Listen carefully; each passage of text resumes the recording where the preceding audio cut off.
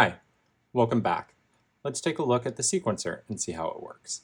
We're going to do this through the drum sequencer. We'll have another video with the tonal sequencer later. So I already have the drum machine opened up in the background and I've connected it with Prism.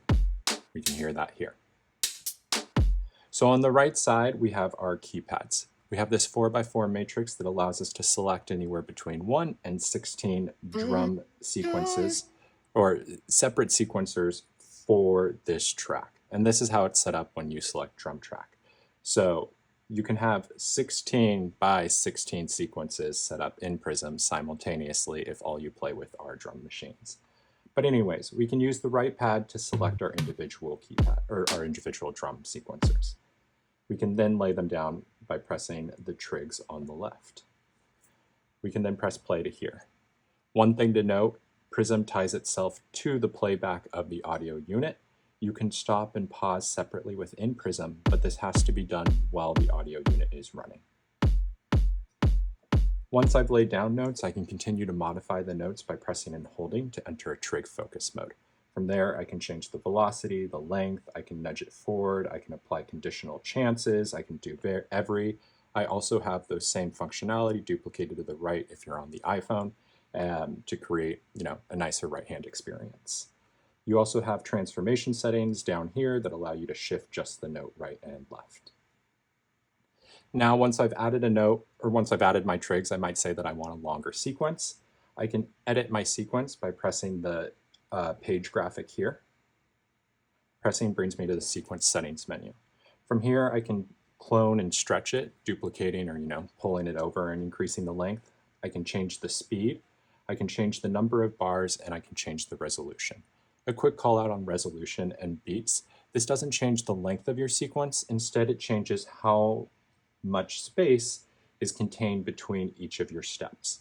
So as you can see, if I set it to 1/4 note, it only takes 4 steps to cover a bar. If I set it to 16 steps, it takes 16 steps to cover a bar, but the sequence will still be the same. If there are steps in between that are folded within, once you go from a lower resolution to a higher resolution, those notes will play back, you just won't hear them.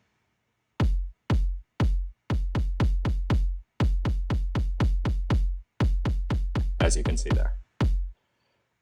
One other call out with sequence settings and the drum machine specifically is each of the sequencers within the drum pads can have its own length, loop, speed, playback settings. By default and for simplicity though, all of these are linked.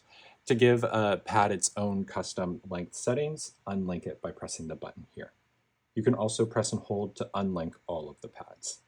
But we're going to relink all of them and I'm just going to unlink this one.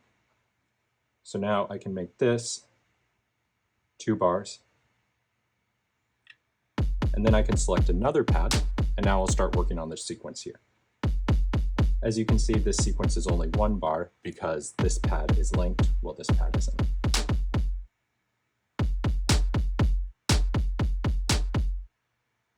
And that is basically how we would use the drum machine.